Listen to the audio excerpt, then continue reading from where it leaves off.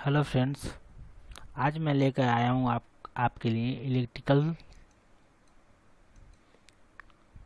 के कुछ महत्वपूर्ण क्वेश्चंस। एक क्वेश्चन हमने डीजीटी की वेबसाइट से लिया है। जैसा कि आप लोगों को मैं पहले भी बता चुका हूँ कि डीजीटी ने स्टडी मटेरियल को जारी कर दिया है और साथ ही ये चीज़ें भी कंफर्म कर दिया गया है कि उसके आगामी सभी एग्ज़ामों में इन्हीं स्टडी मटेरियल से लगभग 30 से लेकर के 85% तक क्वेश्चंस आने वाले हैं। तो शुरू करते हैं आज का सेशन। तो हमारा पहला क्वेश्चन है, विच device convert sunlight into electrical energy, यानी कि कौन सी वह युक्ति है जो कि धूप को विद्युत ऊर्जा में बदलती है। ठीक है, तो दोस्तों आपको पता होगा कि वो क्या होता है, फोटोवोल्टाइक सेल होता है। ठीक है, यानी जो हमारा सोलर पैनल होता है वो क्या क्या होता है, एक प्रकार का फोटोवोल्टाइक सेल होता है जो कि हमारे प्रकाश ऊर्जा को विद्युत ऊर्जा में बदलता है। बाकी इनके बारे में आप जानते हैं, एलसीडी यानी कि लिक्विड क्रिस्टल डायोड, जो कि एलसीडी जो टीवी वगैरह हम लोग देखते हैं, डिस्प्ले देखते हैं, उसके लिए उपयोग होता है। अगला जो है वो है लाइट इमिटिंग डायोड, एलईडी, इससे भी आप लोग भली भांति परिचित है। फिर है एक लाइट डिपेंडेंट रजिस्टर। अतः हमारा ऑप्शन ए सही होगा, यानी कि फोटोवोल्टाइक सेल। फोटोवोल्टाइक सेल जो होता है वो क्या करता है, फोटोवोल्टाइक सेल जो होता है वो प्रकाश को विद्युत ऊर्जा में कन्वर्ट करता है। अगला क्वेश्चन है, which law secondary cell work, यानी कि द्वितीयक सेल किस नियम पर कार्य करता है। ठीक है दोस्तों, आपको पता होगा कि जितने भी सेल होते हैं वह फैराडे के विद्युत अपघटन नियम के आधार पर ही कार्य करते हैं। यहाँ फैराडे ने दो नियम दिए थे।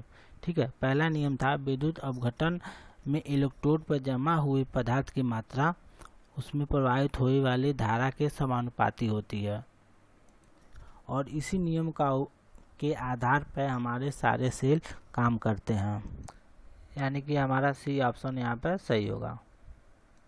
दोस्तों, हम आपको बता देना चाहते हैं कि जो सेल होते हैं वो दो प्रकार के होते हैं। पहला होता है प्राथमिक सेल और दूसरा होता है द्वितीयक सेल। प्राथमिक सेल उन सेलों को कहते हैं जिन्हें एक बार डिस्चार्ज होने के बाद पुनः उपयोग में नहीं लाया जा सकता है। ठीक है, या फिर ये कहें कि एक बार डिस्चार्ज होने के बाद उन्हें पुनः चार्ज नहीं किया जा सकता है। परंतु जो हमारा द्वितीयक सेल होता है, ठीक है, उन्हें हम बार बार चार्ज करके यूज कर सकते हैं। अगला क्वेश्चन है कि विद्युत अपघटन के दौरान एकत्रित द्रव्यमान की गणना करने का सूत्र क्या होता है। ठीक है, तो यहाँ पे हमारा बी ऑप्शन सही होगा, m बराबर JIT। अगला क्वेश्चन है कि एक बैटरी की क्षमता को कैसे नापी जाती है। ठीक है, तो हमारा सही आंसर होगा एम्पियर आवर्स। नेक्स्ट क्वेश्चन है, what is the name of defect that bending of plate in secondary cell, अर्थात उस दोष का नाम बताइए जिसके कारण द्वितीयक सेल में उसकी प्लेटें मुड़ जाती हैं। दोस्तों, बैटरी में उसके प्लेटों के मुड़ जाने की जो प्रक्रिया होती है, या फिर बोलें तो इस जो दोष होता है या जो दोष होता है उसे हम लोग क्या कहते हैं, बकलिंग। ठीक है, यहाँ आप लोग देख पा रहे हैं कि जैसे कि मान लीजिए यह किसी एक बैटरी का सेल है। ठीक है, सॉरी, एक बैटरी का क्या है, प्लेट है जो सीधी है, लेकिन बकलिंग जो उसमें जब डिफेक्ट आ जाता है तो वो मुड़ जाता है, यानी यहाँ आपका ए ऑप्शन सही होगा। अगला क्वेश्चन है, what is the unit of electric charge, अर्थात विद्युत आवेश की इकाई क्या होती है। यहाँ आपका सही आंसर होगा कूलाम। अगला क्वेश्चन है कि लिथियम सेल का निर्गत वोल्टेज कितना होता है। वैसे तो इसका निर्गत वोल्टेज जो होता है वह 3 वोल्ट का होता है। ठीक है, पर आप लोग को पता होगा कि कोई भी चीज़ इस दुनिया में आइडियल नहीं हो सकती, तो फिर ये बैटरी कैसे आइडियल हो सकती है। तो इस पर रेटिंग 3 वोल्ट का होता है, लेकिन वैसे हमको कितना मिलता है, 2.5 वोल्ट। तो इसका सही आंसर हो जाएगा ऑप्शन नंबर डी। अगला क्वेश्चन है कि कम समय में उच्च दर से बैटरी को आवेशित करने हेतु कौन सी विधि अपनाई जाती है। ठीक है, यहाँ पे 4 ऑप्शन दिया है। पहला ऑप्शन है इनिशियल चार्ज, यानी कि प्रारंभिक आवेश। जैसा कि यहाँ नाम से ही आपको अंदाज़ा लग रहा होगा कि यह प्रारंभिक चार्ज क्या होता है, यानी इनिशियल चार्ज क्या होता है। यानी जब बैटरी बनती है तो जब उसे फर्स्ट टाइम चार्ज किया जाता है तो उसे कहा जाता है इनिशियल चार्ज। अगला ऑप्शन है बूस्ट चार्ज, यानी कि जब बैटरी को उसके लोड के साथ हम चार्ज करते हैं, ठीक है। जैसे मोबाइल में जो बैटरी, मान लीजिए हम मोबाइल चला भी रहे हैं और साथ में चार्ज कर रहे हैं, तो इस प्रकार का जो बैटरी चार्जिंग मेथड कहलाता है वो क्या कहलाता है, बूस्ट चार्जिंग कहलाता है, ठीक है। तीसरा ऑप्शन है ट्रिकल चार्ज। तो बूस्ट चार्ज और ट्रिकल चार्ज में अंतर बस यही है कि बूस्ट चार्ज में हम लोड के साथ में बैटरी को चार्ज करते हैं और ट्रिकल चार्ज में हम लोड को हटा देते हैं और फिर बैटरी को चार्ज करते हैं। तो इस ट्रिकल चार्ज मेथड में जो होता है कि बैटरी बहुत तेज़ी से क्या होती है, चार्ज हो जाती है, इसलिए हमारा यहाँ पर सी ऑप्शन सही होगा। यानी कम समय में बैटरी को उच्च दर से आवेशित करने के लिए ट्रिकल चार्जिंग मेथड अपनाया जाता है। इसमें बैटरी को उसके लोड से अलग करके हम लोग चार्ज करते हैं। अगला क्वेश्चन है which electrolyte use in carbon zinc dry cell, अर्थात कार्बन जस्ता शुल्क सेल में कौन सा विद्युत अपघट्य उपयोग किया जाता है, ठीक है। तो इसका सही आंसर होगा अमोनियम क्लोराइड, आपका बी आंसर सही होगा। अगला क्वेश्चन है कि द्रव में विद्युत धारा प्रवाहित होना कौन सा प्रभाव है। आप लोगों को पता होगा कि जल में वैसे विद्युत धारा का संचार नहीं होता है, लेकिन यदि जल में कोई अशुद्धियाँ मिला दी जाती है, अर्थात अगर जल में कोई आयन उत्पन्न हो जाते हैं, यानी कि जल का आयनीकरण हो जाता है, तब वह एक क्या होती है, विद्युत वाहक की तरह कार्य करने लगता है, ठीक है। तो जल में आयन का उत्पन्न होना या फिर जल का आयनीकरण होना कौन सी प्रक्रिया होती है, रासायनिक प्रक्रिया होती है। अतः द्रव में विद्युत धारा प्रभावित होना कौन सा प्रभाव है, वो है रासायनिक प्रभाव, यानी कि आपका डी आंसर यहाँ पे सही होगा। अगला क्वेश्चन है कि which material is use to make negative plate in lead acid battery, अर्थात सीसा अम्ल बैटरी में ऋणात्मक प्लेट बनाने हेतु कौन से पदार्थ का उपयोग किया जाता है। चूँकि बैटरी में दो प्लेट होती हैं, ठीक है, एक होती है ऋणात्मक और दूसरी होती है धनात्मक, ठीक है। तो सीसा सेल में जो होता है वो पॉजिटिव प्लेट जो उसकी बनी होती हैं वो लेड ऑक्साइड की बनी होती हैं, और नेगेटिव प्लेट जो होती हैं वो स्पंज लेड का बना होता है। और यहाँ पे हमसे पूछा है कि ऋणात्मक प्लेट बनाने हेतु कौन से पदार्थ का उपयोग किया जाता है, यानी आपका बी ऑप्शन यहाँ पे सही होगा। अगला क्वेश्चन है कि धातु सतह के क्षरण के नियंत्रण हेतु कौन सी तकनीकी का उपयोग किया जाता है।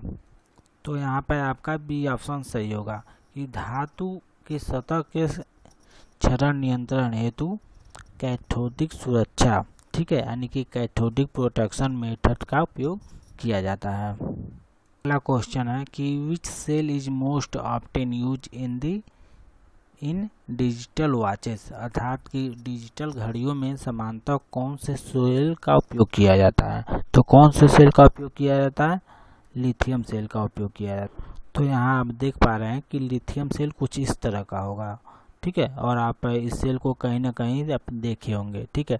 एक आप घड़ी वगैरह में देखेंगे कि एक गोल का सिक्के की साइज की भी सेल होती है, वो भी लिथियम ही होता है, अर्थात लिथियम सेल होता है, ठीक है, जिसका उपयोग हम डिजिटल घड़ियों में समानांतर करते हैं।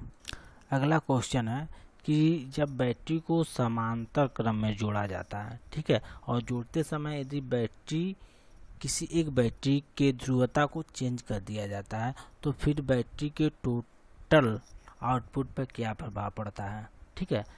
तो इस अवस्था में क्या होगा, इस अवस्था में जो पूरा स्ट्रक्चर होगा एक लघु पथित की तरह काम करेगा, ठीक है,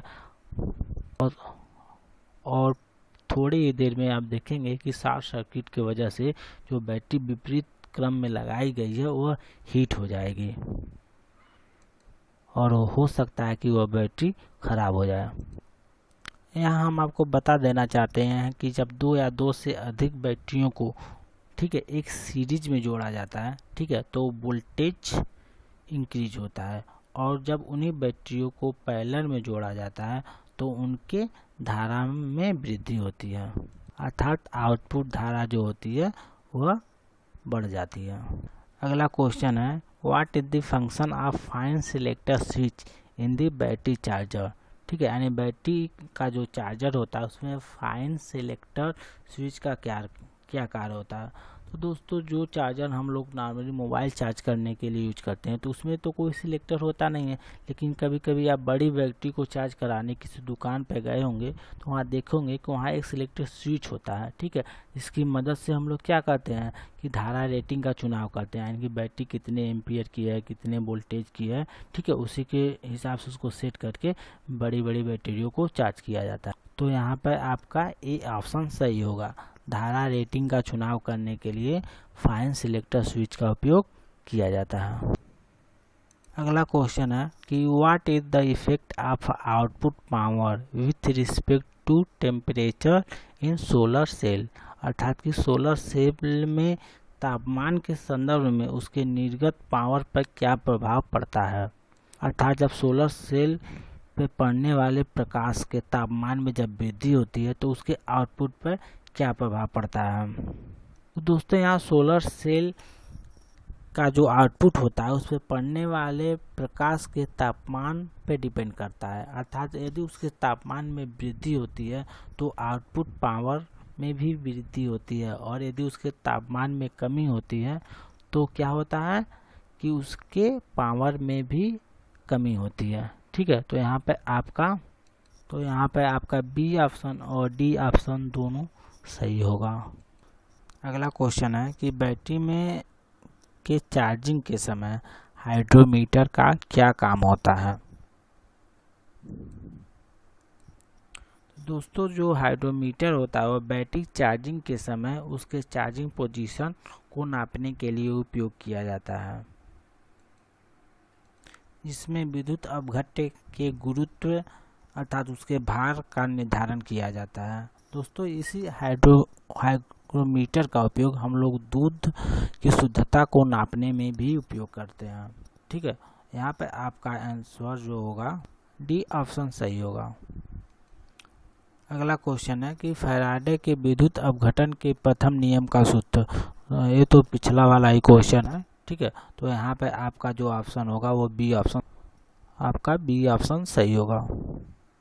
अगला है कि सीसा अम्ल सेल में विद्युत अपघट्य की तरह किसका उपयोग किया जाता है। तो क्या होता है, तनु सल्फ्यूरिक अम्ल का उपयोग किया जाता है, यानी कि यहाँ पे आपका डी ऑप्शन सही होगा। दोस्तों ये सारे क्वेश्चन हमने नीमी के ऑफिशियल वेबसाइट से लिया है। ठीक है, और वहाँ पर साफ साफ इस चीज़ें मेंशन की गई हैं कि आगामी होने वाले सभी एग्जामों में इन्हीं से रिलेटेड क्वेश्चन पूछे जाएंगे। ठीक है, तो आशा करते हैं यह सेशन आपको पसंद आया होगा। ठीक है, हमारे प्रोत्साहन के लिए आप चैनल को सब्सक्राइब, लाइक एवं शेयर जरूर करें। धन्यवाद।